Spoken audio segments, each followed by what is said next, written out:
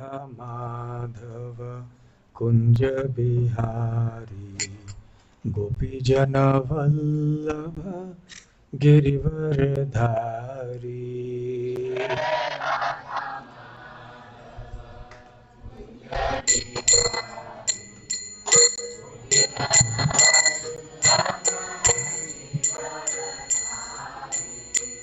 जय राधा माधव कुंज बिहारी गोपीजन वल्लभ गिरिवरधारी।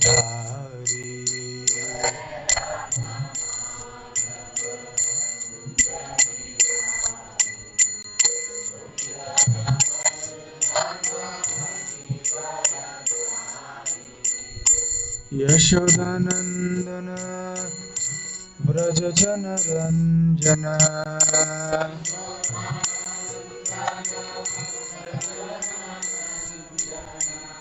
यशोदानंदन व्रज जन रंजन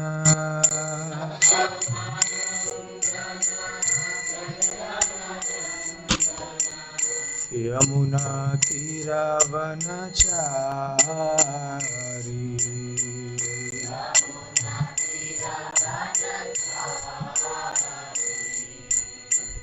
यमुना तीरावनचारी।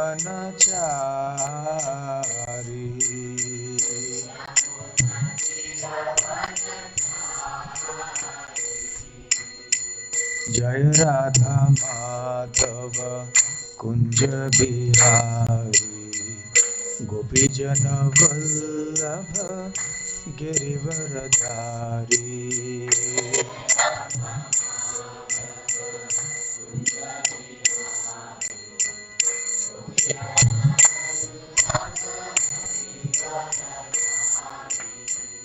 हरे कृष्णा कृष्णा कृष्णा हरे हरे हरे राम राम राम हरे हरे।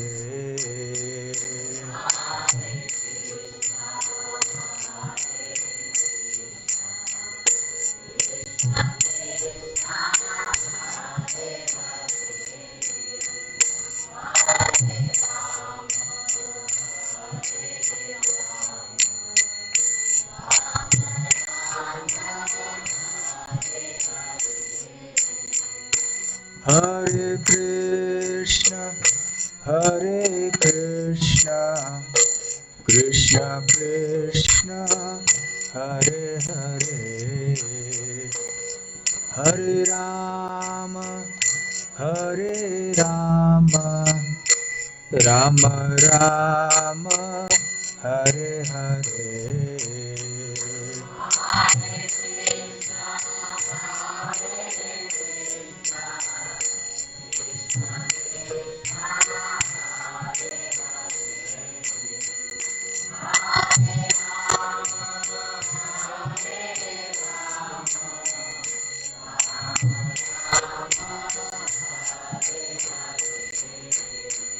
हरे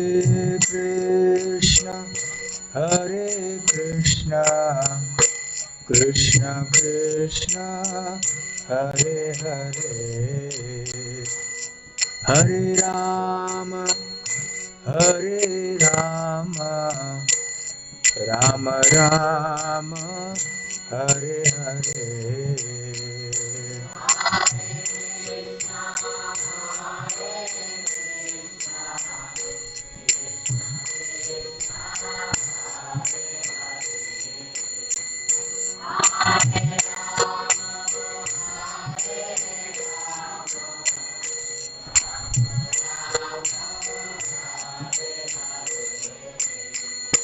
Hare Krishna,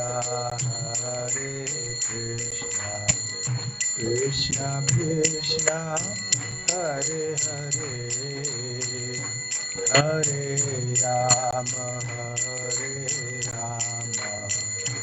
Rama Rama, Hare Hare.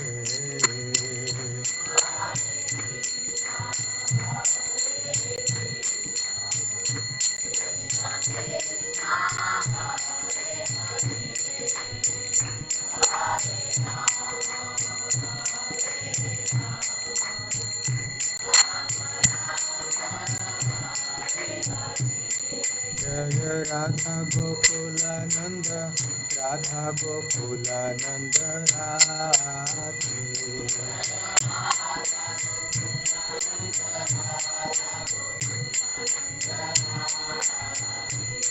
जय गौरानिताय जय गौरानिताय जय गौरानिताय जय गौरानिताय।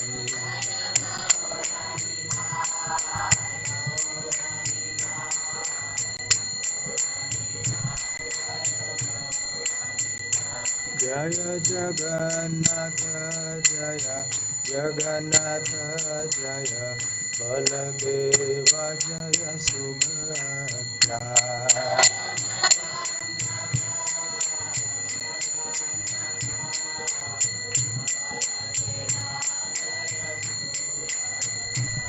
जय जय प्रभुपाद प्रभुपाद प्रभुपाद जय जय प्रभुपाद।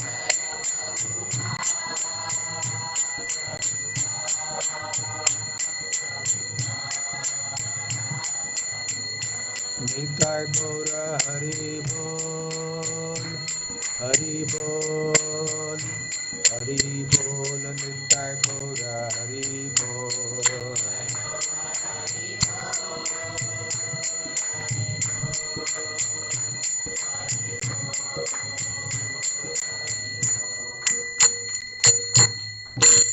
जय ओम विष्णुपाद परमहंस परिव्राजकाचार्य स्तोत्र सत His Divine Grace अभय चरणारविंद भक्ति वेदांत स्वामी श्रील प्रभुपाद की जय। अनंत कोटि वैष्णव वृंद की जय। निताय गौर प्रेमानंदे समवेत भक्त वृंद की जय समवेत भक्त वृंद की जय समवेत भक्त वृंद की जय। श्री श्री गुरु गौरांग की जय।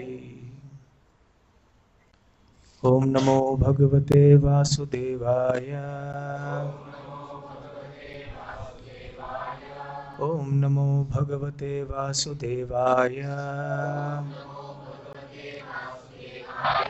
ओम नमो भगवते वासुदेवाय ओम अज्ञानतिमिरान्धस्य ज्ञानाञ्जनशलाकया चक्षुरुन्मीलितं येन तस्मै श्रीगुरवे नमः। श्रीचैतन्यमनोभीष्टं स्थापितं येन भूतले स्वयं रूप कदा मह्यं ददाति स्वपदान्तिकं। वन्देऽहं श्रीगुरुं श्रीयुतपदकमलं श्रीगुरून् वैष्णवांश्च श्रीरूपं साग्रजातं सहगण रघुनाथान्वितं तं सजीवं साद्वैतं सावधूतं परिजनसहितं कृष्ण चैतन्यदेवं श्रीराधा कृष्णपादां सहगण ललिता श्रीविशाखान्वितांश्च। नमो ओं विष्णुपादाय कृष्णप्रेष्ठाय भूतले श्रीमते भक्तिवेदांत स्वामिन्निति नामिने। नमस्ते सारस्वते देवे गौरवाणी प्रचारिणे निर्विशेष शून्यवादी पाश्चात्य देशतारिणे। वाञ्छाकल्पतरुभ्यश्च कृपा सिन्धुभ्य एव च पतितानां पावनेभ्यो वैष्णवेभ्यो नमो नमः। जय श्री कृष्ण चैतन्य प्रभु नित्यानंद श्री अद्वैत गदाधर श्रीवासादि गौर भक्त वृंद। हरे कृष्णा कृष्णा कृष्णा हरे हरे हरे राम राम राम हरे हरे। हरे कृष्णा। जय जय श्री चैतन्य जय नित्यानंद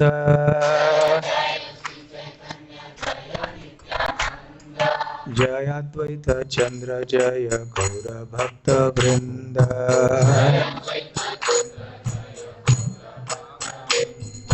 जय जय श्री चैतन्य जय नित्यानंद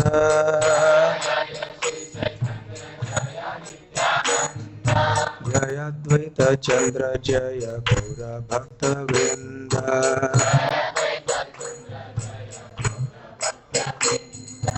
जय जय श्री चैतन्य जय नित्यानंद।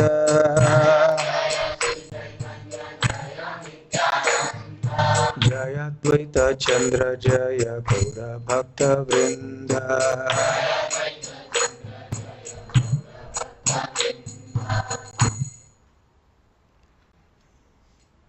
श्री चैतन्य महाप्रभु जो कि सन्यास के पहले निमाय पंडित के नाम से जाने जाते थे, 11 वर्ष के आयु से ही अन्य छात्रों को पढ़ाने लगे। बहुत बुद्धिमान थे, बहुत बड़े विद्वान थे। और ऐसे जब थोड़े वर्षों तक उन्होंने पढ़ाया, उसके बाद उन्होंने सोचा कि मेरे गृहस्थ आश्रम के लिए धनार्जन करना आवश्यक है। तो वो बंग देश में गए, जो आज बांग्लादेश के नाम से जाना जाता है, पूर्व बंग। वहाँ जाकर उन्होंने अनेक शिष्यों को बहुत कुछ पढ़ाया। और वहीं पर एक कृष्ण भक्त थे, एक ब्राह्मण थे जिनका नाम था तपन मिश्र, जो कि रघुनाथ भट्ट गोस्वामी के पिताजी थे। रघुनाथ भट्ट गोस्वामी के पिता तपन मिश्र साधन और साध्य के बारे में निर्धारण ठीक से नहीं कर पा रहे थे। उनको स्वप्न में बताया गया एक ब्राह्मण या एक देव के द्वारा कि आप निमाय पंडित के पास जाओ, वो स्वयं भगवान है और वो आपके सारे प्रश्नों का उत्तर देंगे। परंतु इस रहस्य का खुलासा किसी से नहीं करना है आपको, किसी को नहीं बताना कि ये स्वयं भगवान है। तो तपन मिश्र उनके पास आए। महाप्रभु ने उनको साधन और साध्य इन दोनों तत्वों के बारे में बतलाया और साथ साथ में उनको हरे कृष्ण महामंत्र के बारे में भी कहा। हरे नाम हरे नाम एव केवलम कलौ नास्तेव गतिरन्यथा। तो ये जो प्रसिद्ध श्लोक है, जो हम सब जानते हैं, इस श्लोक को श्री निमाय पंडित ने तपन मिश्र से कहा और इसके बाद उन्होंने संपूर्ण हरे कृष्ण महामंत्र का उच्चारण करके उनको सुनाया।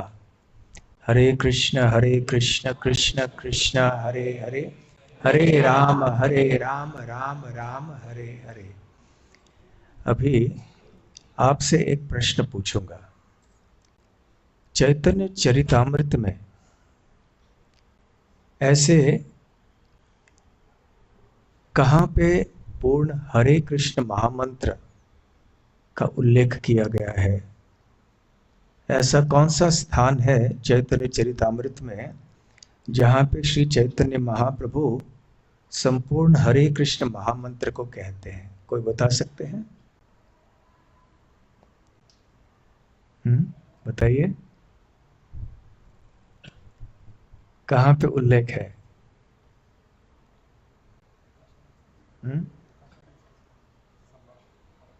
प्रकाशानंद संवाद में क्या उल्लेख? पूर्ण हरे कृष्ण महामंत्र का उल्लेख है।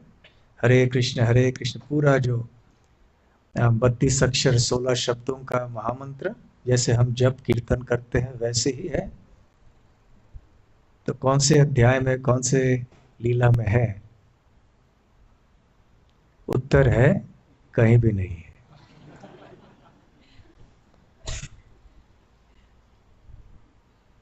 परंतु इसलिए भक्त पूछते हैं कि फिर कहाँ लिखा है ऐसे? चैतन्य भागवत में है।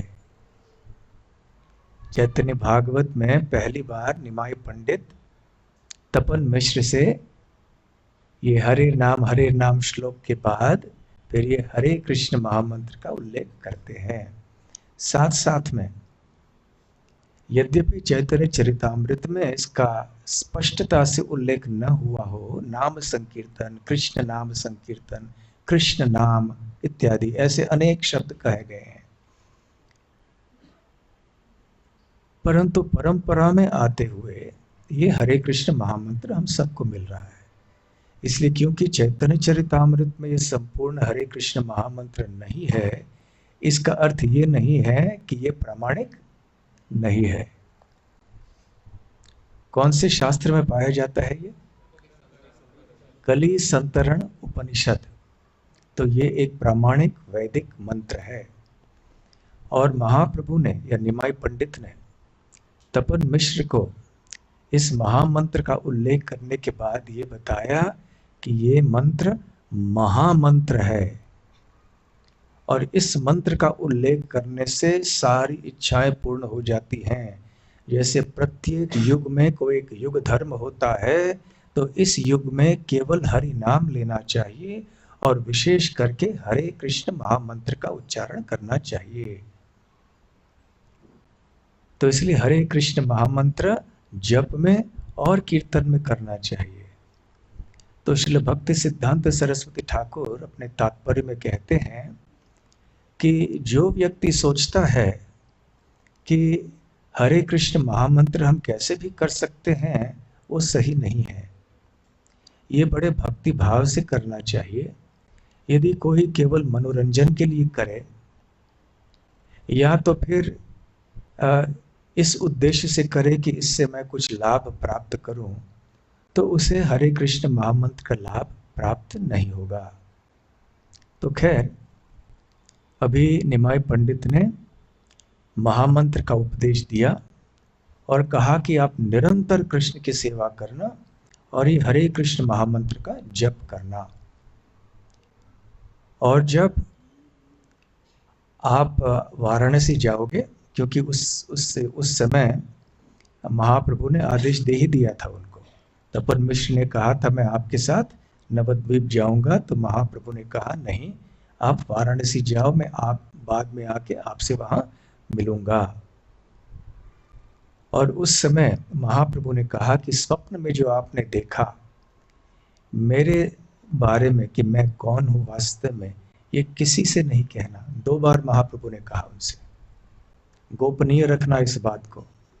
इसलिए यद्यपि महाप्रभु ने वास्तव में हरे कृष्ण महामंत्र का आंदोलन अपने पूर्व बंगाल की यात्रा से ही प्रारंभ किया था, फिर भी ये बात छुपी हुई रही और खुलेआम इस महामंत्र का आंदोलन वास्तव में महाप्रभु के गया यात्रा और उनकी दीक्षा के बाद हुई करके वो लौट के चले आए। और इधर तब तक क्या हुआ, लक्ष्मी प्रिया का तिरोभाव हो गया। तो चैतन्य भागवत में श्रील वृंदावन दास ठाकुर कहते हैं कि निमाई पंडित ने मुकुंद संजय नाम के एक महान भक्त के घर में पढ़ाना प्रारंभ कर दिया। उस समय इस तरह के ऊंची ऊंची अट्टालिकाएं नहीं होती थी, सबके अपने अपने स्वतंत्र घर होते थे और हर एक घर के सामने एक आंगन हुआ करता था। आंगन में एक छोटा सा मंडप होता था, तुलसी महारानी भी विराजमान होती थी। उस मंडप को कभी कभी चंडी मंडप या दुर्गा मंडप कहते थे। फिर भी भक्ति सिद्धांत सरस्वती ठाकुर कहते हैं कि हमें यह नहीं सोचना चाहिए कि क्योंकि उनके घर में चंडी मंडप था तो मुकुंद संजय भी एक शाक्त थे। शाक्त अर्थात शक्ति के उपासक, वो तो परम वैष्णव थे, परंतु उस समय ऐसे आंगन को चंडी मंडप कहा जाता था। तो वहां पर निमाई पंडित बैठ के शिष्यों को अपना उपदेश देते थे और इस प्रकार से इतनी सुंदरता से, विद्वत्ता से वो सब समझाते थे, सभी लोग अवाक रह जाते थे। अवाक अर्थात जिसको जब जो कोई चीज सुनने से जब हमें कुछ बोलने के लिए रह नहीं जाता, वाक वाक मतलब हमारे शब्द शब्द नहीं रहते बोलने के लिए, तो उसे अवाक कहते हैं। तो वृंदावन दास ठाकुर कहते हैं कि जब भी निमाय पंडित किसी ऐसे एक लड़के को देखते जिसने तिलक धारण नहीं किया होता तो उसको डांटते हो। और इस तिलक के बारे में श्रील भक्ति सिद्धांत सरस्वती ठाकुर ने बहुत लंबा तात्पर्य लिखा है। अनेक वर्षों पूर्व इसी तात्पर्य के बारे में मैंने यहाँ विस्तार में चर्चा की थी, परंतु अब वो पुनः लंबी चर्चा हम नहीं करेंगे क्योंकि विषयांतर हो जाएगा। संक्षिप्त रूप में कहना ये यहाँ पर्याप्त होगा कि महाप्रभु ने कहा कि जो व्यक्ति तिलक धारण नहीं करता है वो एक श्मशान की तरह है, श्मशान भूमि की तरह है। और तिलक का महत्व क्या होता है ये उन्होंने बताया। प्रभुपाद जी भी अक्सर कहा करते थे कि श्रीमद् भागवत के 12वें स्कंद में बताया गया है कि कलयुग के लक्षण अनेक हैं। उनमें से एक लक्षण ये है कि जब कोई व्यक्ति ये सोचता है कि स्नान करने के बाद ही मैं समाज में सबके सामने उपस्थित होने के लिए तैयार हूं। हाँ, अवश्य स्नान करके ही लोगों के सामने आना चाहिए, सही है, परंतु वो उचित है परंतु पर्याप्त नहीं है। स्नान करने के बाद तिलक भी धारण करना चाहिए, तब अन्यों के सामने आना चाहिए। तो आजकल लोग तिलक के बारे में कुछ ज्यादा सोचते नहीं है, ना ग्रहण करते हैं तिलक को। तो निमाय पंडित ने उन बच्चों को वापस घर भेज दिया कि वापस घर जाओ, स्नान करो, फिर अपने जो तिलक आदि है मंत्रों का पाठ करो, फिर यहाँ वापस लौट के आ जाओ। तो इस तरह से जब उनको डांट पड़ती थी तो हमेशा याद रखने लगे कि हाँ, अभी हमें रोज तिलक धारण करना चाहिए, स्नान के बाद सबसे पहले तिलक धारण करना चाहिए। अभी आपसे एक प्रश्न पूछेंगे। कभी कभी ऐसे होता है कि रात को सोने के पहले आप स्नान करते हैं, ऐसे कभी कभी होता है ना। तो स्नान करके फिर आप सोने जाते हैं, तो उस समय क्या तिलक धारण करना चाहिए? हाँ, करना चाहिए। ऐसा नहीं कि अब मुझे कोई देखेगा नहीं, तो अब तो सोने ही जा रहे हैं तो तिलक की आवश्यकता नहीं है, चलो सो जाते हैं। कोई नहीं देखेगा का मतलब अन्य इंसान नहीं देखेंगे, लेकिन कौन देखेंगे? यमदूत देखेंगे, भूत प्रेत पिशाच देखेंगे, बहुत और देखने वाले हैं। देखने वालों की कमी नहीं है, इसलिए सदैव तिलक होना चाहिए। और जो अपने अपने दफ्तरों में जाते हैं या किसी और अन्य सामाजिक कारण से सबके सामने तिलक धारण करके नहीं आ सकते हैं, ऐसे यदि कोई विचित्र परिस्थिति हो जाए, और कैसे होता है आजकल, तो हल्का तिलक पहन लें, धारण कर लें। और वो भी संभव नहीं है तो कम से कम जल से कर लें। इतना तो करना चाहिए सबको। तो खैर, इस प्रकार से निमाय पंडित ने सबको डांटना जब शुरू कर दिया तो सारे बच्चे जो है ठीक ठाक स्नान के बाद तिलक धारण करके आने लगे। और क्योंकि उस समय याद रखिए निमाय पंडित भी किस आयु के थे? किशोर अवस्था के थे निमाय पंडित भी उस समय। ये कैशोर लीला चल रही है ना, याद है ना, कल हमने कहा था कि हम कैशोर लीला का वर्णन करने जा रहे हैं। तो 11 से 15, तो उस समय भी लड़के इतने परिपक्व नहीं होते हैं, शरारती होते हैं, खेलते हैं, मजाक उड़ाते हैं। तो निमाय पंडित भी ऐसे ही मजाक करते थे। और अब पूर्व बंगाल से आ गए थे, तो पूर्व बंगाल के लोगों की जो बंगला भाषा है वो पश्चिम बंग के जो लोग हैं उनके उच्चारण से काफी अलग है। तो महाप्रभु ने जब ये सुना तो मजाक उड़ाते थे उनका। और यहाँ नवद्वीप में भी ऐसे कोई लोग थे जो श्रीहट्ट नाम के गांव से थे, सिलहट, जो आज सिलहट के नाम से जाना जाता है, श्रीहट्ट। श्रीहट्ट से बहुत बड़े बड़े भक्त भी आए महाप्रभु के। तो वो जिस तरह से बंगला भाषा बोलते हैं तो वो सुनकर सब लोग हंसते थे। तो चैतन्य महाप्रभु उनकी बंगला भाषा का मजाक मजाक उड़ाते थे। तो यहाँ भी हम देखते हैं, किसी भी भाषा को देखिए, मैसूर की कन्नड़ में और बीजापुर की या बेलगाम की कन्नड़ में अंतर है ना, है ना, बहुत बड़ा अंतर है। उसी तरह से पुणे की मराठी में बेलगाम की मराठी में अंतर है ना। यायलय जायलय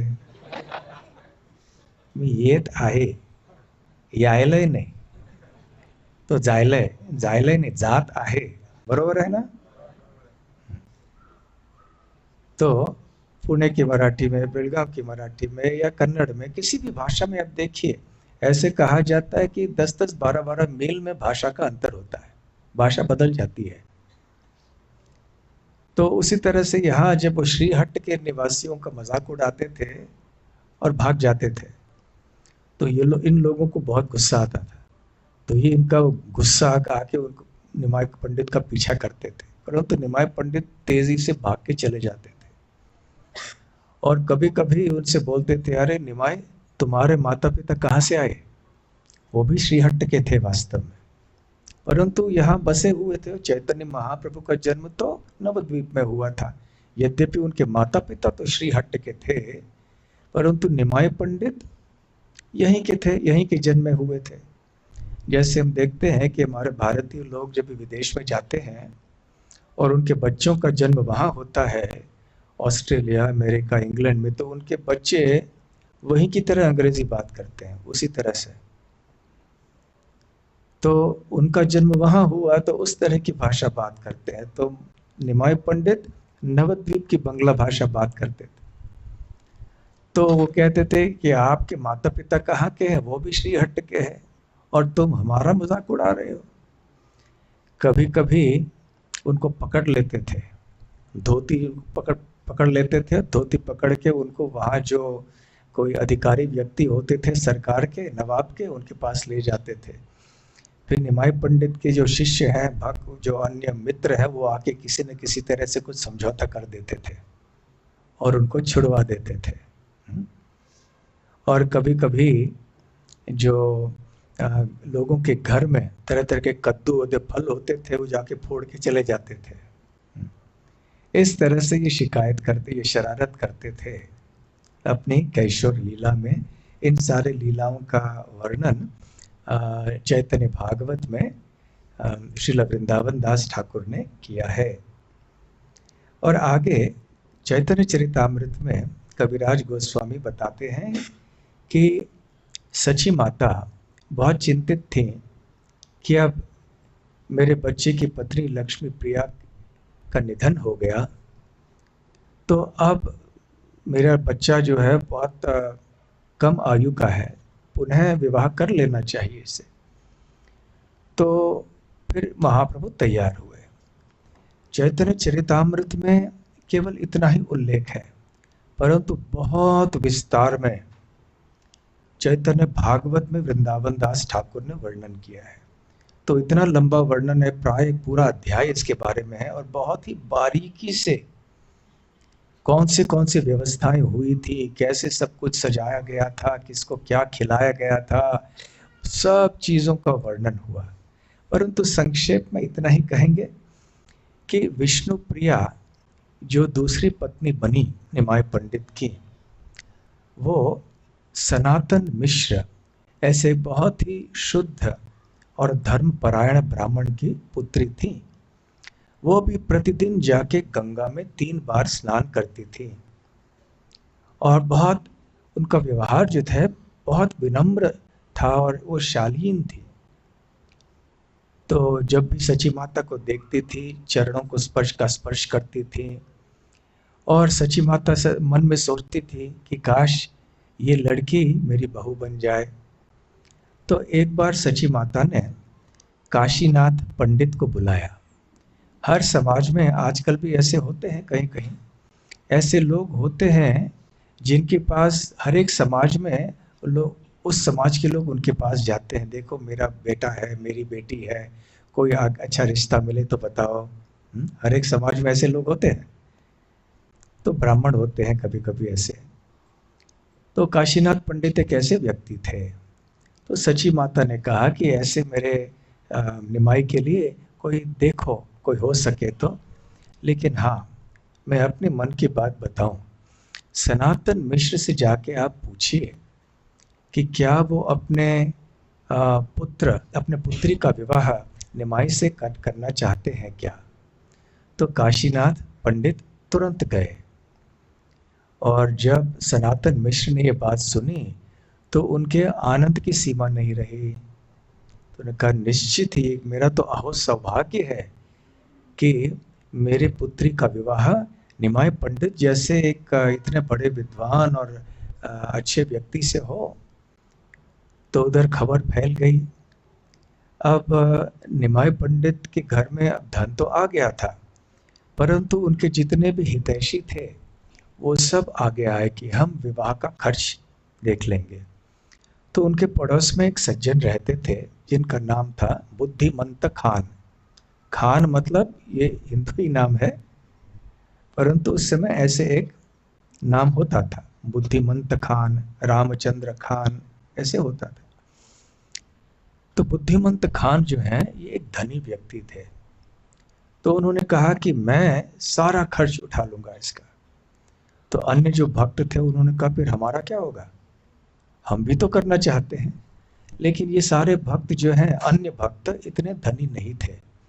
तो बुद्धिमंत खान ने कहा कि देखो, ये विवाह किसी अन्य व्यक्ति की तरह साधारण विवाह नहीं होगा। मैं इतने धूमधाम से मनाऊंगा इसको कि लोग याद रखेंगे इसको। तो फिर वास्तव में जैसे बुद्धिमंत खान ने कहा था वैसे ही हुआ, और फिर विष्णुप्रिया देवी और निमाई पंडित का विवाह बड़े आनंद से हुआ वहां पर।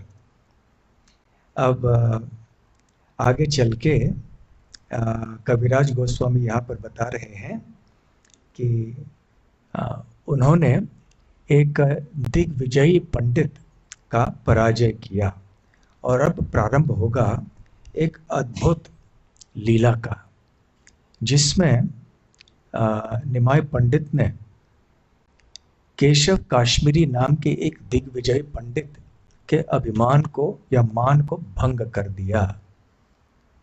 अब ये व्यक्ति कैसे था, यहाँ पर कविराज गोस्वामी कहते हैं, तबे विष्णु प्रिय ठाकुरानी परिणय, तबे तो कोरिल प्रभु दिग्विजय जया। तो विष्णु प्रिया के विवाह के बाद में उन्होंने एक दिग्विजय पंडित के ऊपर विवाह किया, श्रील प्रभुपाद के ऊपर विजय प्राप्त किया।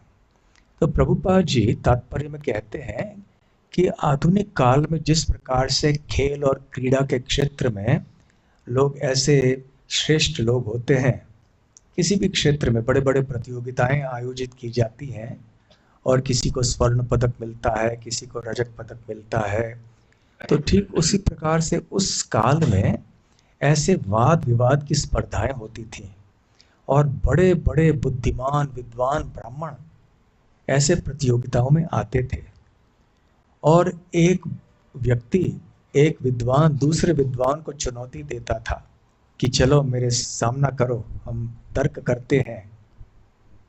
और फिर कोई एक मध्यस्थ व्यक्ति रहता था तो निर्णय लेता था, वो भी बड़ा विद्वान होता था, नहीं तो समझेगा कैसे कि क्या हो रहा है, और वो निर्णय लेता था कि कौन विजयी हो गए हैं।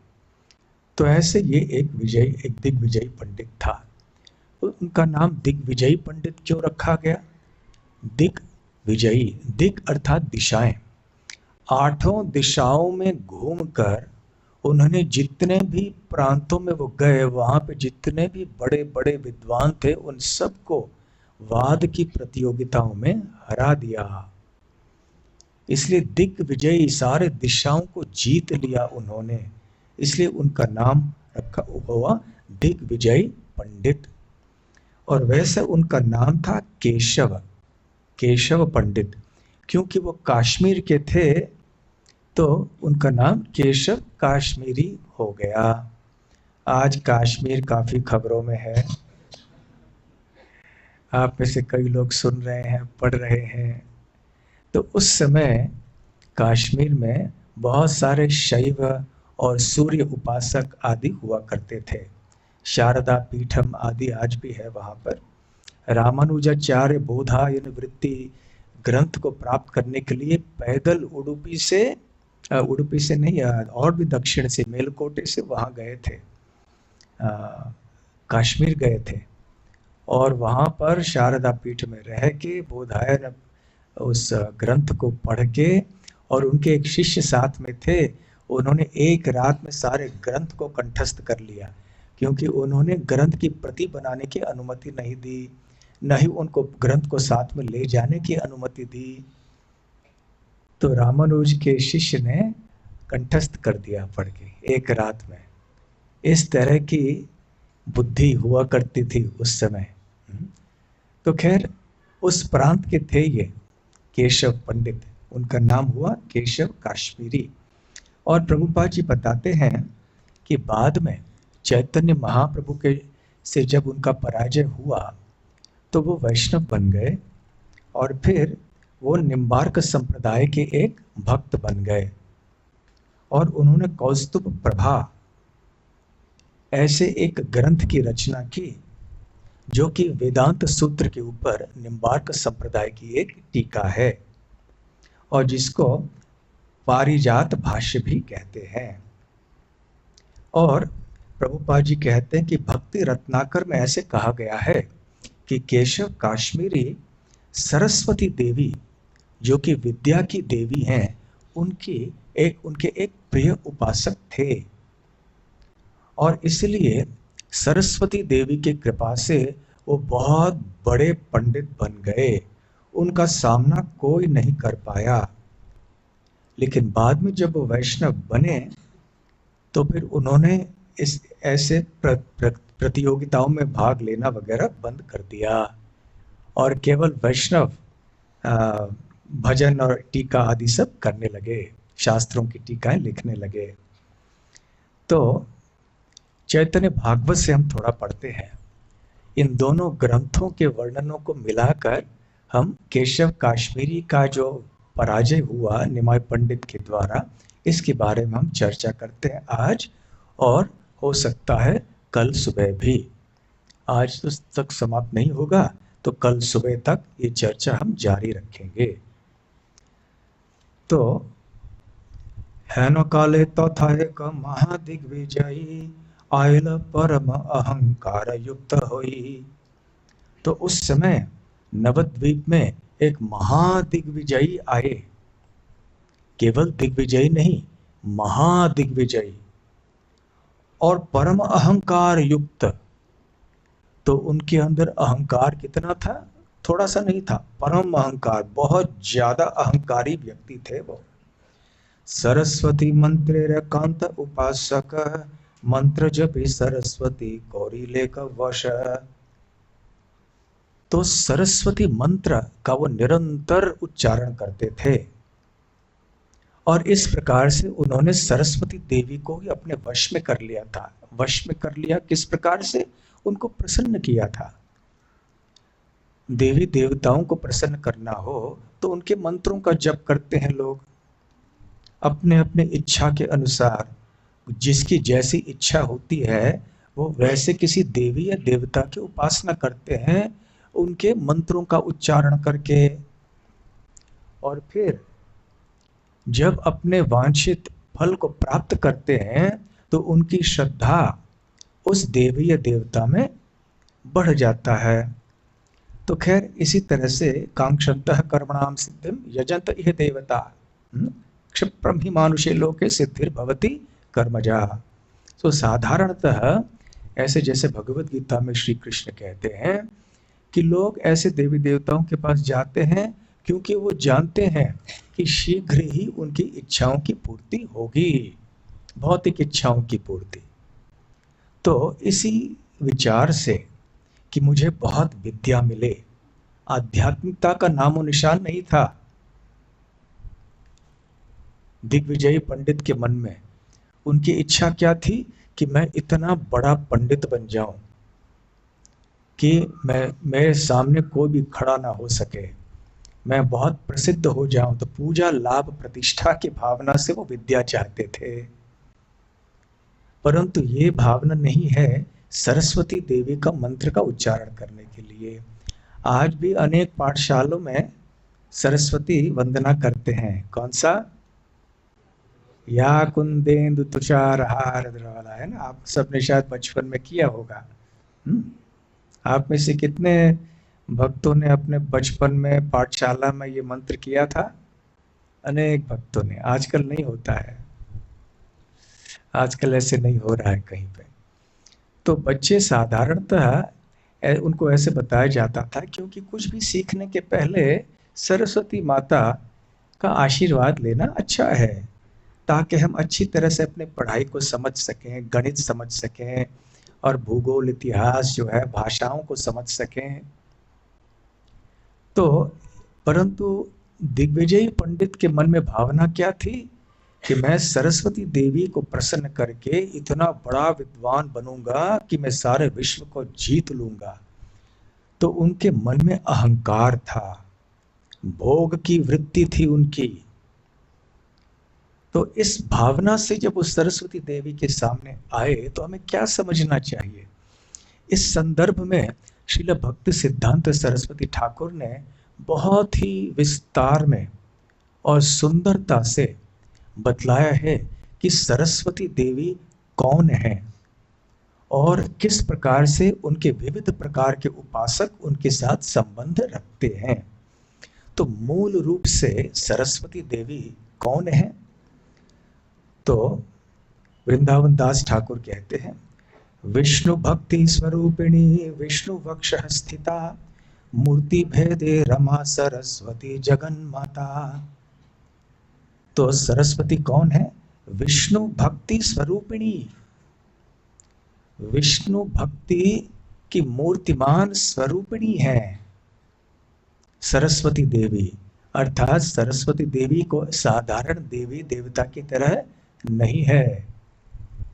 मूल सरस्वती देवी वो साक्षात आध्यात्मिक है, साक्षात भक्ति, विष्णु भक्ति या कृष्ण भक्ति की मूर्तिमान रूप है। बहुत महत्वपूर्ण बात है, देखिए, विष्णु वक्षः स्थिता, वो भगवान विष्णु के वक्षस्थल पर स्थित हैं। अर्थात वो कौन है? कौन भगवान विष्णु के वक्षस्थल पर स्थित होती हैं? लक्ष्मी देवी। इसलिए मूर्ति भेदे रमा, और इसलिए वो रमा देवी, रमा देवी अर्थात महालक्ष्मी, तो महालक्ष्मी से वो अभिन्न है। सरस्वती देवी और महालक्ष्मी में कोई अंतर नहीं है। सरस्वती जगन माता, संपूर्ण जगत की माता है सरस्वती देवी। इस प्रकार से यहाँ प्रभु श्रील भक्ति सिद्धांत सरस्वती ठाकुर कहते हैं कि यद्यपि रमा, सरस्वती, दुर्गा ये सब भिन्न हैं, फिर भी वो वास्तव में श्रीमती लक्ष्मी देवी या श्रीमती नारायणी इनसे अभिन्न है। तो ये बहुत महत्वपूर्ण बात है। मूल सरस्वती देवी साक्षात भक्ति की स्वरूपिणी, ये याद रखिएगा। इसलिए सरस्वती देवी के पास जब हम जाते हैं तो विद्या के लिए जब प्रार्थना करते हैं तो साथ साथ ये भी प्रार्थना करनी चाहिए कि भक्ति की विद्या भी आप प्रदान कीजिए।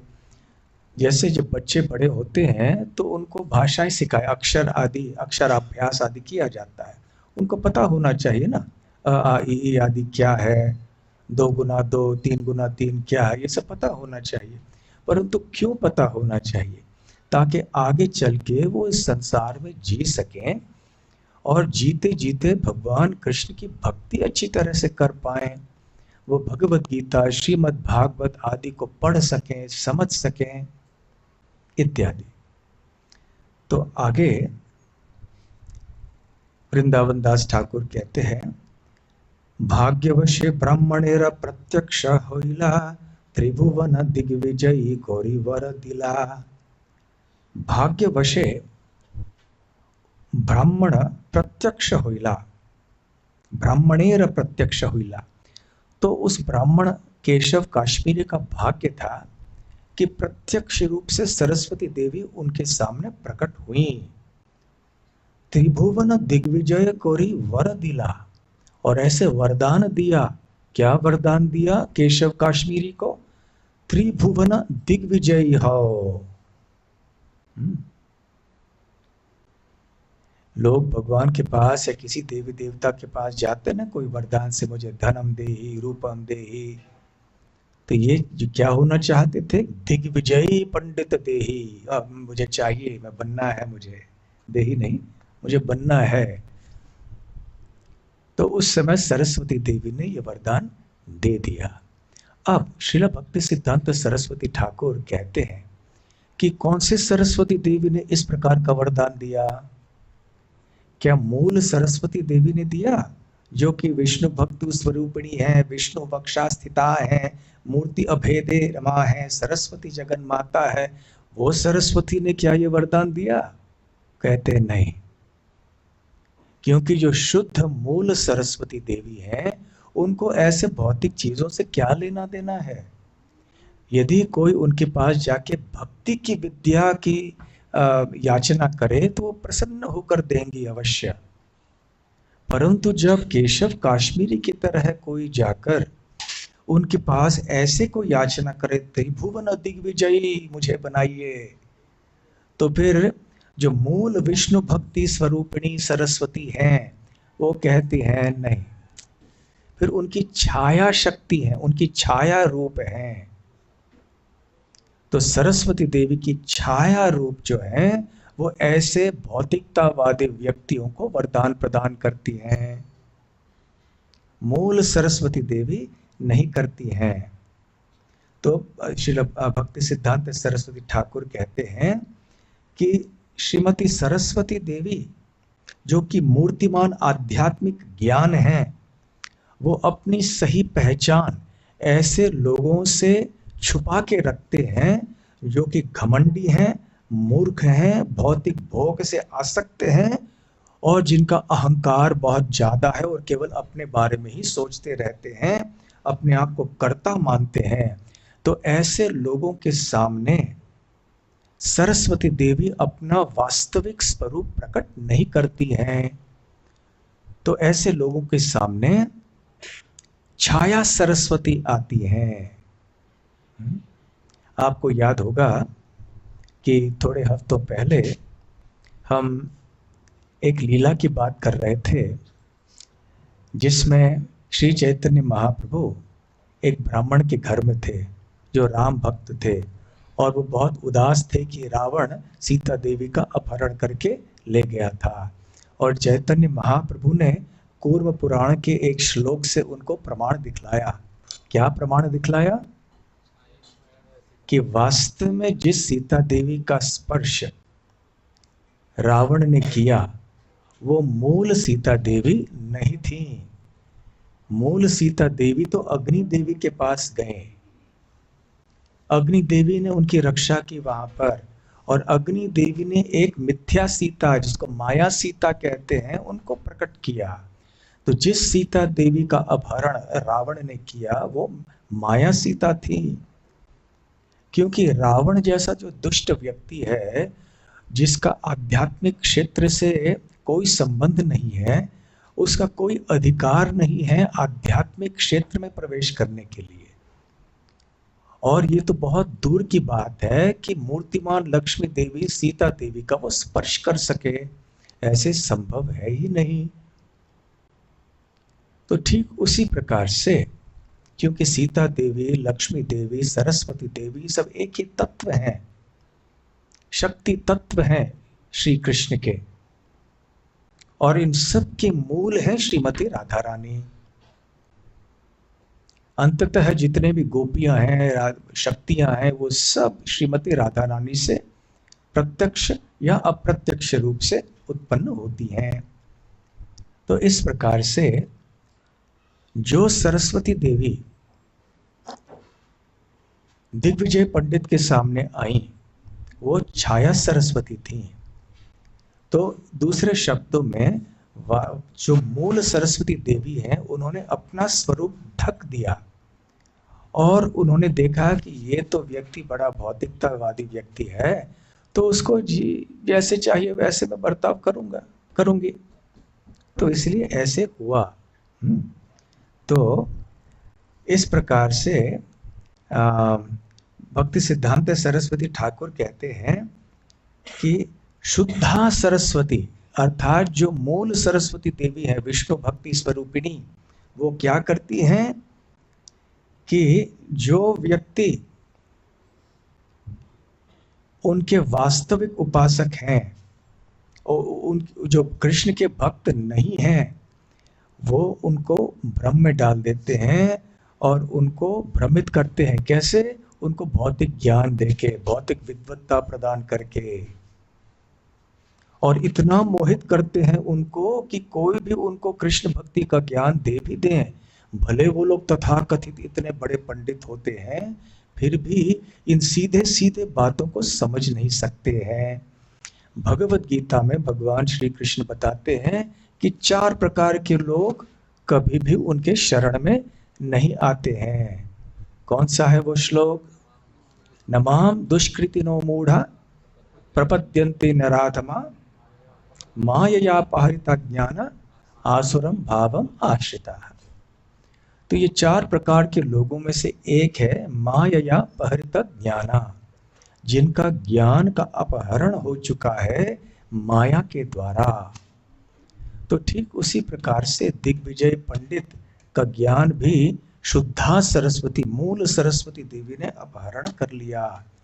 और क्योंकि दिग्विजय पंडित के मन में भगवान कृष्ण की भक्ति करने की कोई इच्छा नहीं थी, इसलिए इसलिए सरस्वती देवी ने क्या किया कि उन्होंने भ्रमित कर दिया केशव काश्मीरी को। क्या करके? भौतिक ज्ञान में विद्वत्ता प्रदान करके। और हम देखते हैं कि आधुनिक काल में इतने बड़े बड़े पंडित, तथा कथित पंडित होते हैं, विश्वविद्यालयों से बड़ी बड़ी डिग्रियां प्राप्त कर ली होती हैं उन्होंने, परंतु भगवान में, भगवान के शास्त्रों में बिल्कुल विश्वास नहीं है। विश्वास होने की बात तो दूर रही, इतना अविश्वास है और इतनी घृणा है कि किसी न किसी प्रकार से कैसे वो इस आध्यात्मिक मार्ग को, इस भागवत धर्म की निंदा कर सकें, उसका प्रयास करते हैं। और ये लोग भी भौतिक दृष्टि से देखा जाए तो बहुत बुद्धिमान होते हैं। कभी कभी नास्तिक लोग इतने बुद्धिमान होते हैं, अब उनके पास में नहीं जाना चाहिए, क्योंकि इतनी कुशलता से वो तर्क करेंगे, वाद करेंगे कि बड़े बड़े भक्त भी भ्रमित हो जाएंगे, अरे ऐसा है क्या। और कभी कभी इस तरह का जो वाद है मायावादी लोग भी करते हैं, शब्दों को आगे पीछे करने में, तरह तरह से अलंकृत रूप से शब्द प्रस्तुत करने में बहुत निपुण रहते हैं। ये सब छाया सरस्वती के वरदान हैं, और इस तरह से जो सरस्वती देवी है उनको भ्रमित कर देती हैं और उनको जन्म मृत्यु के चक्र में अटक के रहने के लिए बाध्य करती हैं। तो आगे चल के मृत्यु के बाद इनकी दुर्गति होती है इन लोगों की। परंतु जो वास्तव में कृष्ण भक्त होते हैं वो इस प्रकार किसी दिग्विजय पंडित होना नहीं चाहते हैं। भक्त चाहे पंडित हो न हो, यदि भक्त इतना जानता हो कि श्री कृष्ण वासुदेव सर्वमिति, वो महात्मा हो जाता है। स महात्मा सुदुर्लभः।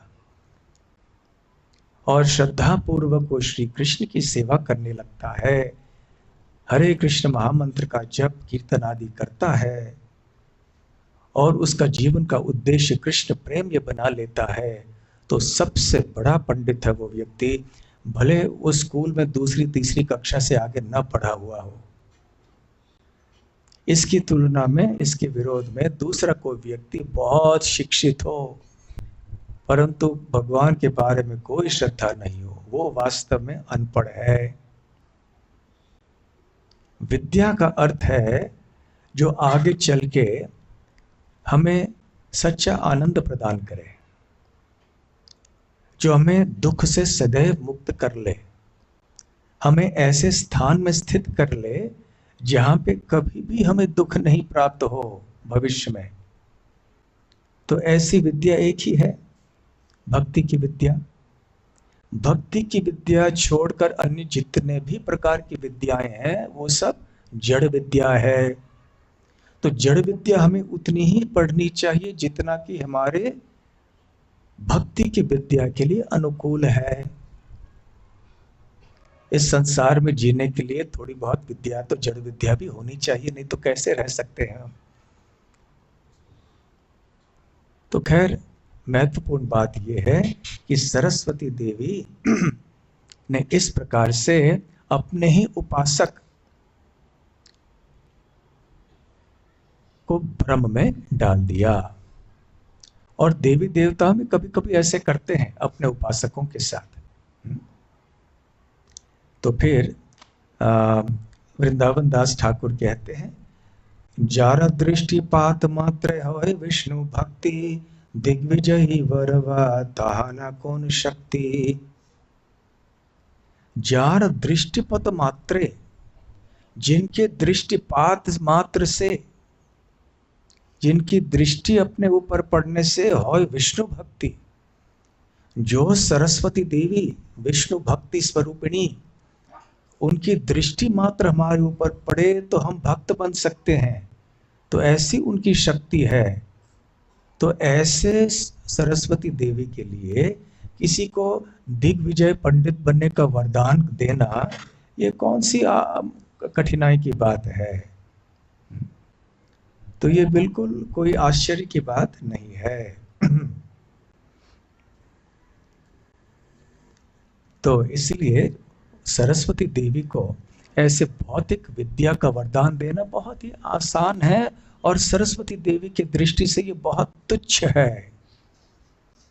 अभी जो भक्त हमारे संस्था से जुड़े हुए हैं या किसी भी अन्य प्रामाणिक संस्था से जुड़े हुए हैं, जो प्रामाणिकता से अधिकृत रूप से कृष्ण भक्ति कर रहे हैं शास्त्रोक्त पद्धति से, तो भले वो शास्त्रों में भी ज्यादा ज्ञानी हो या न हो, परंतु वो भगवान की दृष्टि से बहुत बड़े ज्ञानी माने जाते हैं।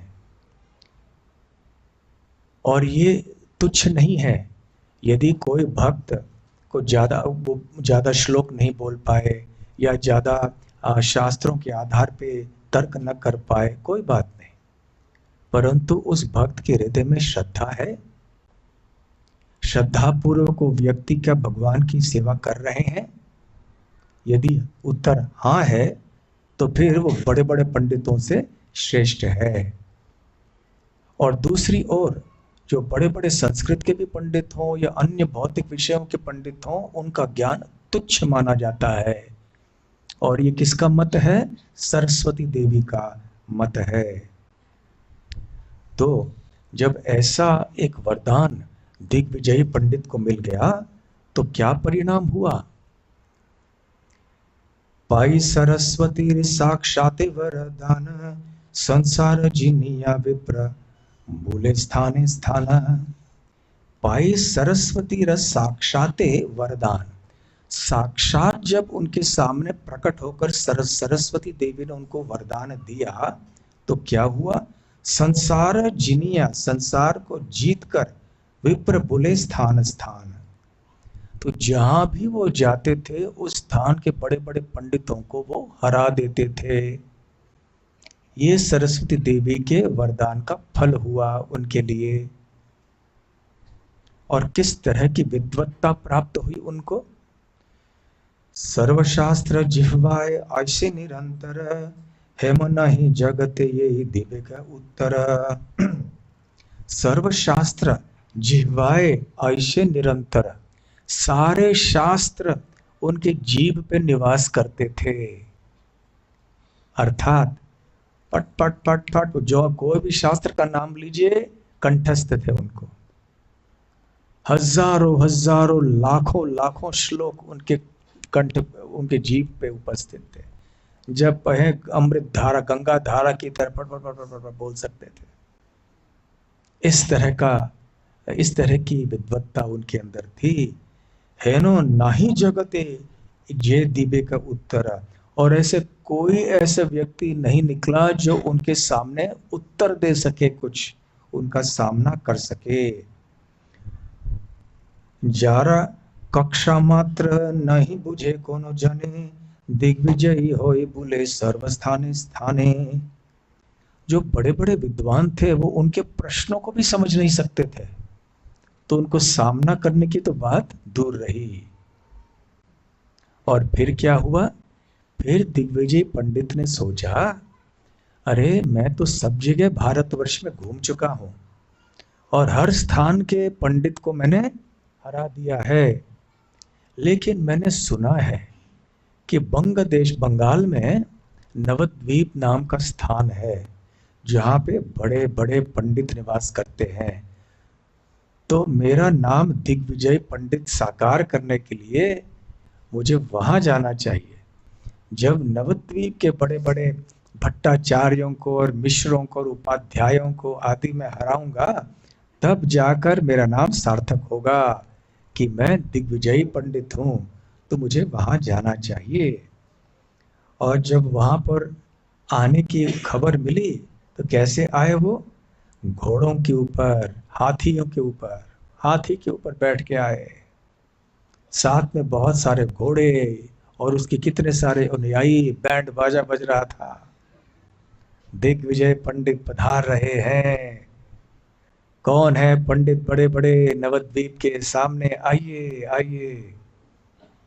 और ये जब जय घोष सुना सारे पंडितों ने वहां पे, तो सब कांपने लगे डर से। तो घर घर में उत्पात हो गया। तो हर जगह ये सुनाई पड़ा नवद्वीप के सड़कों में कि ऐसे एक दिग्विजयी पंडित नवद्वीप में आए हैं और एक विजय पात्र उन्होंने सारे बड़े बड़े विद्वानों से प्राप्त कर लिया है। और हमने ऐसे सुना है कि साक्षात सरस्वती देवी की कृपा उनको प्राप्त हो गई है। और यदि दिग्विजयी पंडित नवद्वीप में विजयी हो गए तो सारे दुनिया के विद्वान हमें कोसेंगे, हमें धिक्कार करेंगे, अरे तुम कैसे लोग हो, हमें तो उन्होंने हरा दिया लेकिन आप तो नवद्वीप के निवासी हो, आप भी हार गए। तो वो सोचने लगे कि कौन ऐसे व्यक्ति के साथ वाद करने के लिए सक्षम होगा जिसने कि जिसको कि सरस्वती देवी की कृपा प्राप्त हो गई है। और हमने सुना है कि सरस्वती देवी उनके जिह्वा पर निवास करती हैं, तो एक मनुष्य उनके साथ कैसे वाद कर पाएगा। तो इस प्रकार से जो बड़े बड़े भट्टाचार्य थे, भट्ट आचार्य, उपाध्याय इत्यादि, वो सब कोई न कोई बहाना बना के इधर उधर चले गए। किसी ने कहा कि अरे मेरे रिश्तेदार की शादी है, मैं दूसरे जगह जा रहा हूँ। किसी ने कहा अरे कुछ मेरे रिश्तेदार बीमार है दूसरे गांव में, वहां मुझे जाना है। ऐसे करके सब ने कोई न कोई बहाना बना दिया और वो इधर उधर चले गए। तो निमाय पंडित के शिष्यों ने भी सुना ये सब, तो जाके निमाय पंडित से उन्होंने उनको खबर दे दी कि देखो ऐसे ऐसे है, इस सरस्वती देवी के कृपा पात्र एक दिग्विजयी पंडित यहाँ पर आए हैं और अपने विजय पात्र को, जय पात्र को साथ में लेकर, जय पत्र को लेकर आए हैं साथ में, और घोड़े, पालकी, हाथी सब साथ में हैं। और यदि कोई उनका सामना नहीं करना चाहता है तो जय पत्र देना चाहिए उनको। तो अपने शिष्यों की या छात्रों की बातों को सुनकर निमाय पंडित मुस्कुराने लगे और फिर उन्होंने कहा, अभी निमाय पंडित के उपदेशों को सुनना हमारे लिए बहुत लाभदायक होगा। तो निमाय पंडित ने क्या उत्तर दिया? सुनो भाई सब कोई तत्व कथा, अहंकार ना सही ने ईश्वर सर्वथा। तो निमाय पंडित ने कहा, सुनो भाई, सब लोग सुनो, एक मैं तुम्हें बहुत महत्वपूर्ण बात बताता हूं।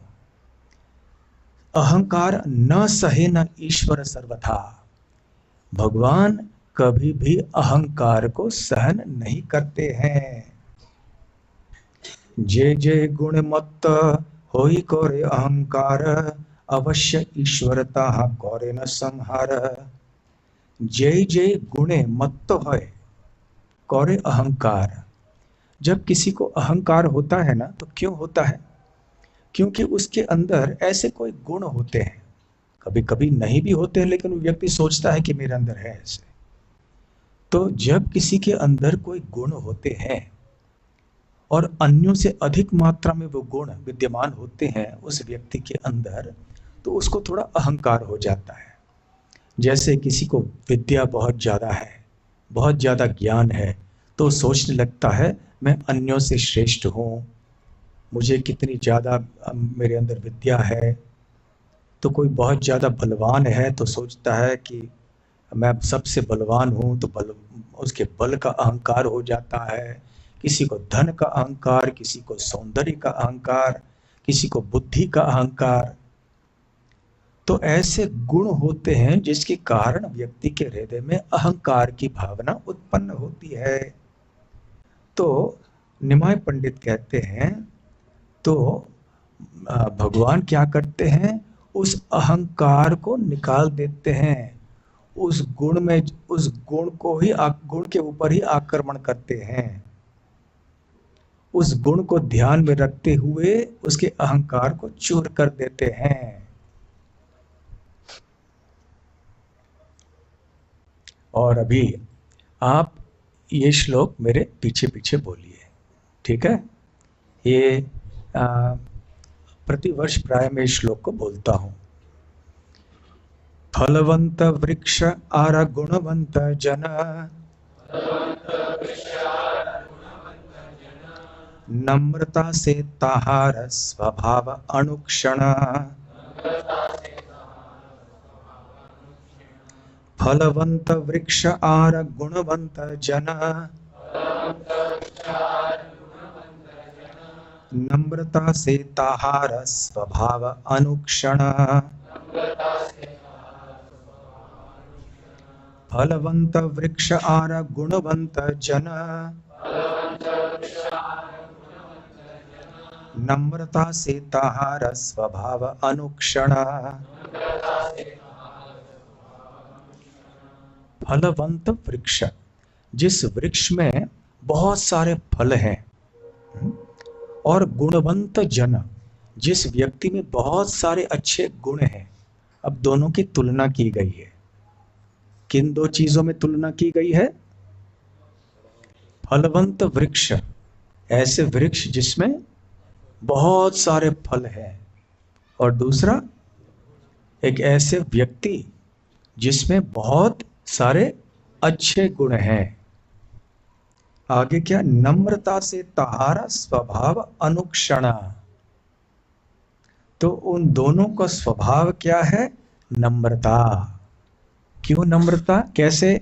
तो इसमें फलवंत वृक्ष की तुलना किस तरह से की गई है? जब किसी वृक्ष के अंदर बहुत सारे फल होते हैं तो उसकी शाखाएं झुक जाती है ना, फलों के वजन के कारण। परंतु यही जो वृक्ष होते हैं सबसे महत्वपूर्ण होते हैं, क्योंकि इतने लाभदायक, स्वादिष्ट, मीठे फल होते हैं इस वृक्ष के ऊपर। तो ऐसे वृक्ष बहुत मूल्यवान होते हैं, बहुत महत्वपूर्ण होते हैं मनुष्यों के लिए। परंतु इतना मूल्यवान और योग्य होने के बाद भी ये वृक्ष कैसे रहते हैं? नम्र रहते हैं। क्यों? फलों के वजन के कारण झुक जाते हैं। ठीक उसी प्रकार से जिन व्यक्तियों में कोई अच्छे गुण हैं, भक्ति के रास्ते में भी हम यदि भक्त भी हों, तो हर एक के अंदर कोई ना कोई अच्छे गुण हैं। जैसे कोई अच्छी तरह से जप करते हैं बिना सोए हुए, कोई अच्छी तरह से पढ़ाई करते हैं प्रभुपाद जी के ग्रंथों के, कोई अच्छी तरह से कीर्तन करते हैं, कोई अच्छी तरह से रसोई करते हैं, कोई अच्छी तरह से भगवान के विग्रह का श्रृंगार करते हैं। ऐसे बहुत सारे अच्छे अच्छे गुण हो सकते हैं भक्तों में भी, जो सारे भक्तों में नहीं है। परंतु यदि वो भक्त सोचे कि देखो मैं विशेष हूं, ये अन्य भक्त मेरी तरह से ऐसे नहीं कर सकते हैं, मेरे अंदर ऐसा गुण है जो कि अन्यों के अंदर नहीं है, तो जैसे महाप्रभु ने कहा है, तो भगवान ऐसे भाव को देखकर बहुत अप्रसन्न हो जाते हैं। उनको बिल्कुल अच्छा नहीं लगता ऐसे भाव, और आज नहीं तो कल भगवान उस व्यक्ति को या उस भक्त को उस अहंकार से मुक्त कर देंगे। परंतु अहंकार को मुक्त करने की पद्धति कभी कभी दर्ददायक होती है। तो गुणवंत जन यदि वास्तव में गुणवंत है तो कैसे होना चाहिए? नम्रता उसका स्वभाव होना चाहिए, उसे भी झुकना चाहिए, एक फलवंत वृक्ष की तरह है, अर्थात उसे भी नम्र होना चाहिए, सबके साथ कभी अहंकार अपना प्रकट नहीं करना चाहिए अन्यों के सामने। देखिए बहुत सुंदर बात है ये, इसको ध्यान में रखिएगा। तो फिर निमाय पंडित ने थोड़े उदाहरण दिए। हय हय नहुषवेन बाण नरक रावण, महादिग्विजयी सुनियाच जे जे जन। तो फिर निमाय पंडित ने अपने छात्रों को इतिहास के, प्राचीन इतिहास के अनेक दिग्विजयों का उदाहरण दिया।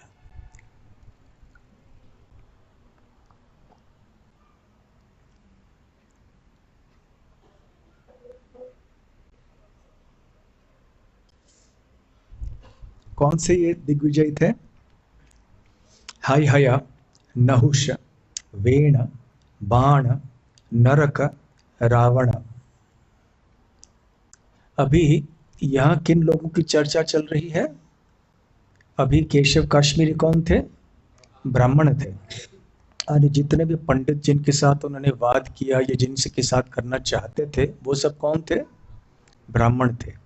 जिन लोगों का नाम लिया निमाय पंडित ने, ये कौन थे? क्या ये ब्राह्मण थे? हय हय, वेन, बाण। बाणासुर कौन थे? किनके पुत्र थे?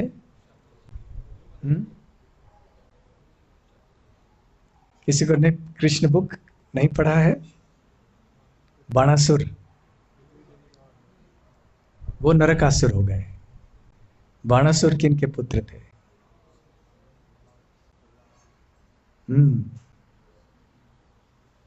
ठीक है, एक एक से सब नाम लेते हैं। हय हय, हय हय का और एक नाम है कार्तिवीर अर्जुन। उनके 1000 भुजाएं थीं, परंतु दत्तात्रेय भगवान की कृपा से उनको ऐसे 1000 भुजाएं प्राप्त हुई, फिर भी परशुराम के द्वारा उनका पराजय हो गया, क्योंकि इनके अंदर भी थोड़ा अहंकार आ गया। उसी तरह से नहुष ने ऋषियों का अपमान किया, और यद्यपि वो बहुत ऊंचे स्तर पे थे, फिर भी उनको शाप मिला। उन्मत्त होकर वो उनका पतन हो गया, उनको सांप बनना पड़ा। वेन के बारे में तो हम सब ने सुना है श्रीमद् भागवत से, कि महाराज अंग के पुत्र थे, उन्होंने सारे समाज के प्रति भगवान विष्णु के बनाए हुए धार्मिक व्यवस्था के प्रति खूब प्रहार किया, और इसलिए सारे ब्राह्मणों ने मिलकर उनका संहार कर दिया, उनको खत्म कर दिया। ठीक उसी प्रकार से बाणासुर, बाण, ये बलि महाराज के पुत्र थे। बलि महाराज बहुत बड़े भक्त थे, स्वयं बलि महाराज प्रहलाद महाराज के पोते थे। तो बाणासुर शिव जी के बड़े उपासक थे, परंतु अंततः भगवान कृष्ण ने उनके अभिमान को भंग कर दिया। उसी तरह से नरकासुर स्वयं भगवान वराहदेव और भूमि देवी के पुत्र थे, फिर भी उनकी हत्या करनी पड़ी भगवान को। तो रावण का नाम भी हम सब ने सुना है। रावण का जन्म तो एक ब्राह्मण परिवार में हुआ था, लेकिन गुण से थे वो असुर। तो श्रील भक्ति सिद्धांत सरस्वती ठाकुर कहते हैं कि जब दिग्विजय या महादिग्विजय की बात होती है, तो क्षत्रियों के लिए है वो जो कि अपने बल के द्वारा सारे दिशाओं को के ऊपर विजय प्राप्त कर सके। महादिग्विजय वैश्य ऐसे होते हैं जो अपने धन के द्वारा सारे दिशाओं को वश में कर सकें, और महादिग्विजयी ब्राह्मण ऐसे होते हैं जो अपने विद्या के द्वारा सारी दिशाओं को जीत सकें। तो ये किस प्रकार के महादिग्विजयी पंडित थे? ब्राह्मण दिग्विजयी पंडित। परंतु निमाय पंडित बता रहे हैं चाहे भी किसी भी तरह का महादिग्विजयी क्यों न हो, यदि उसके अंदर अहंकार आ जाता है तो निश्चित रूप से उसका संहार होगा, उसके घमंड का अभिमान हो जाएगा। तो इसलिए ये सोचो मेरे मित्रों, ऐसे कौन है घमंडी व्यक्ति जिसके घमंड चूर नहीं हुआ होगा इतिहास में? तो अब देखोगे कि ये दिग्विजय पंडित का जो घमंड है वो भी यहाँ नवद्वीप में चूर चूर हो जाएगा। इस प्रकार से निमाय पंडित मुस्कुराने लगे और शाम को अपने छात्रों को लेकर गंगा के तट पर बैठे। और किस प्रकार से वर्णन करते हैं वृंदावन दास ठाकुर? गंगा जल स्पर्श करी गंगा नमस्कारी, वशिले न शिष्य संगे गौरांग श्री हरि। गंगा जल स्पर्श करी, आचमन किया, गंगा जी को नमस्कार भी किया, और आचमन करके फिर क्या हुआ? वशिले न शिष्य संगे गौरांग श्री हरि। तो श्री गौर हरि अपने शिष्यों के साथ में गंगा के तट पे बैठ गए सायंकाल के समय। धर्म कथा शास्त्र कथा अशेष कौतुके, गंगा तीरे बोशिया आछे न प्रभु सुखे। तो बड़े सुख से निमाय पंडित धर्म कथा शास्त्र कथा कर रहे थे और बहुत ध्यान से सारे उनके शिष्य उनके छात्र सुन रहे थे, अवाक होकर कि कैसे कि ऐसे व्यक्ति की बुद्धि इतनी तीव्र है। तो यद्यपि और आगे चल के दिग्विजय पंडित के बारे में निमाय पंडित ने कहा नहीं, परंतु अपने मन में ही वो सोच रहे थे कि कैसे ये मैं दिग्विजय पंडित को हराऊं। ये ब्राह्मण जो है ये बहुत घमंडी बन गया है, क्योंकि ये सोच रहा है कि मेरा सामना करने वाला कोई व्यक्ति नहीं है। लेकिन अब देखिए निमाय पंडित की विचारधारा, वो सोचने लगे यदि भरी सभा में मैंने केशव काश्मीरी का पराजय किया तो ये पराजय केशव काश्मीरी के लिए मृत्यु तुल्य हो जाएगा। सब लोग उपहास करेंगे, सब लोग मजाक उड़ाएंगे, सब लोग निंदा करेंगे उसकी, और उसका जो धन है वो सब छीन के ले जाएंगे, और इस प्रकार से बहुत दुखद अवस्था में उसका निधन हो जाएगा।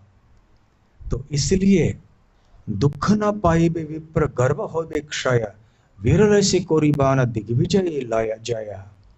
तो मैं ऐसे करूंगा, उसको हराना तो है ही मुझे, ये निश्चित बात है, परंतु इस प्रकार से हराऊंगा कि उसे दुख भी नहीं होगा, साथ साथ उसका गर्व भी क्षीण हो जाएगा। तो देखिए ये विशेषता, इसके बारे में कल भी हम चर्चा कर चुके थे। जब महाप्रभु अन्य पंडित को हराया करते थे नवद्वीप में, इतने मीठे ढंग से करते थे कि जो विद्वान उनके सामने हार जाता था उसको बुरा नहीं लगता था। अन्य ब्राह्मणों के सामने जब वो हार जाते थे तो उनको बहुत बुरा लगता था, वो अपमानित हो जाते थे।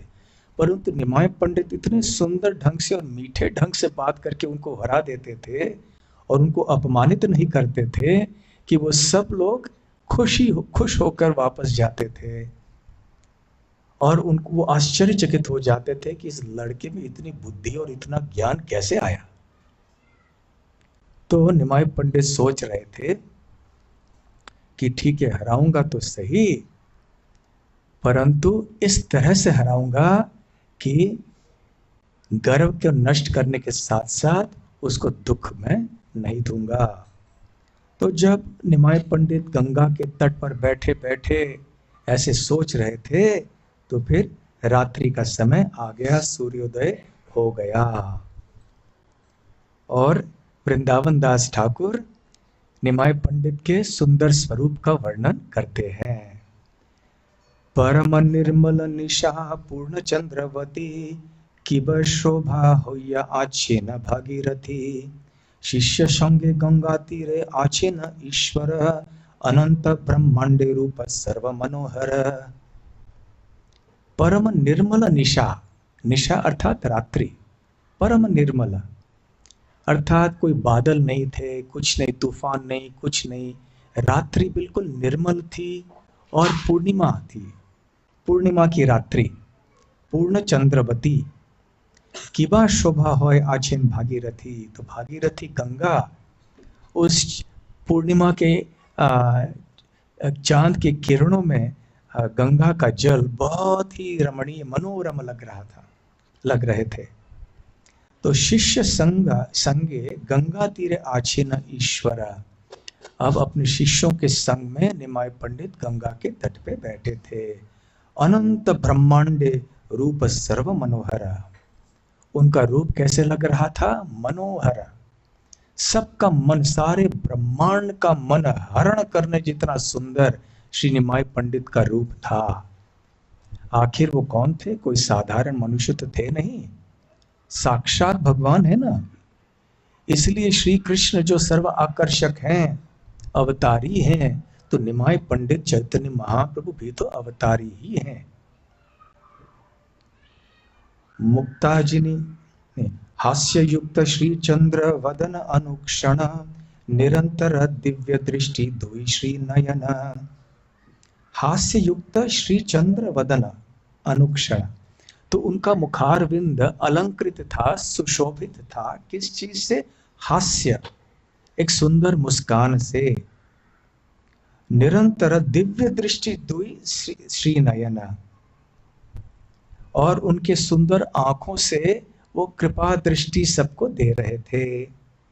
मुक्त जिनी श्री दर्शन अरुण अधर, दयामय सुकोमल सर्व कलेवर। तो उनके जो दांत थे वो मोतियों के समान सुंदर लग रहे थे, और उनके जो अधर थे वो अरुण रंग के थे, हल्के लाल रंग के थे। सूर्योदय के पहले जैसे कि सूरज का रंग होता है, वैसे उनके अधरों का रंग था। दयामय सुकोमल सर्व कलेवर, करुणा से पूर्ण थे, और उनके शरीर के, दिव्य शरीर के जितने भी अंग थे वो बहुत कोमल थे। श्री मस्तके सुवलित चंचर श्रीकेश, सिंह ग्रीव गज स्कंद विलक्षण वेश। श्री मस्तके सुवलित चंचर श्रीकेश, तो उनका जो सर है वो अलंकृत था काले घुंघराले बालों से, और उनका जो आभरण था, जो उनके वस्त्र थे, वो भी दिव्य थे, और उनकी गर्दन एक सिंह की तरह की गर्दन के समान थी, और उनके जो कंधे हैं वो एक हाथी के कंधों के समान थे। सुप्रकांड श्री विग्रह सुंदर से अलंकृत था, एक यज्ञोपवीत के रूप में। श्री ललाटे ऊर्ध्व सुतिलक मनोहर, अजानुलंबित दुई श्री भुज सुंदर। तो उनके कपाल के ऊपर, ललाट के ऊपर, जिसको अपने शक्ति और अपने स्थान के का विशेष निश्चय होता है, तो इस तरह से बैठते जैसे राजा बैठता है, जिसने सबके ऊपर विजय प्राप्त कर लिया है। तो निमाई पंडित ऐसे वीरासन में विराजमान थे इधर। और वो क्या कर रहे थे? शास्त्रों का विश्लेषण कर रहे थे। कभी कभी सत्य वाक्यों को असत्य साबित कर रहे थे, कभी कभी असत्य वाक्यों को सत्य साबित कर रहे थे, और सभी लोग चकाचौंध हो रहे थे सुन के कि किस तरह से वो कर रहे हैं। और एक बहुत मनोरम सुशोभन दृश्य वहां पे था। और ठीक केशव काश्मीरी दिग्विजय पंडित और जब वो वहाँ पर पहुँचे तो फिर क्या हुआ, यदि आप जानना चाहते हैं तो आपको कल सुबह आना होगा 8 बजे। फिर इस कथा को हम कल जारी रखेंगे। श्री निमाय पंडित की जय, श्री गौरांग महाप्रभु की जय, श्री गौर पूर्णिमा महोत्सव की जय। गौर प्रेमानंदे हरि हरि बोल। श्रील प्रभुपाद की जय।